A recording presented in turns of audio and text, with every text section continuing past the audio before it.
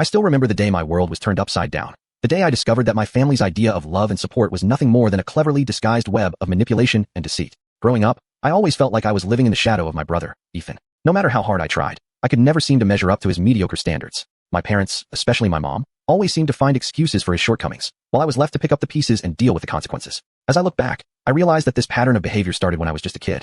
I would work hard to get good grades, only to have my mom barely acknowledge my achievements. Meanwhile, Ethan would struggle to get by, and my mom would throw him a celebration party, complete with his favorite food and gifts. It was as if she was trying to make up for his lack of effort, while I was just expected to keep performing without any recognition or reward. But things took a turn for the worse when my dad got sick. I was just a teenager at the time, and I had to take on a lot of responsibilities to help care for him. I would spend hours studying, working, and helping with his medications, all while trying to keep up with my schoolwork. My mom, on the other hand, seemed more concerned with Ethan's well-being, hiring him a private tutor and making sure he didn't have to deal with too much stress. It was like I was invisible, and my efforts were going unnoticed. When my dad passed away, I thought that things would finally change. But instead, my mom's behavior became even more erratic. She would often show up at my apartment, unannounced, and ask for money. She would claim that I owed her for raising me, and that I needed to pay her back for all the sacrifices she had made. It was like she was trying to guilt-trip me into giving her money, and it was exhausting. One day, she showed up with a spreadsheet, detailing all the expenses she had incurred while raising me. She claimed that I owed her over $100,000, and that I needed to pay her back as soon as possible. She also mentioned that Ethan had a business idea, a fitness coaching app, and that he needed $50,000 to get started.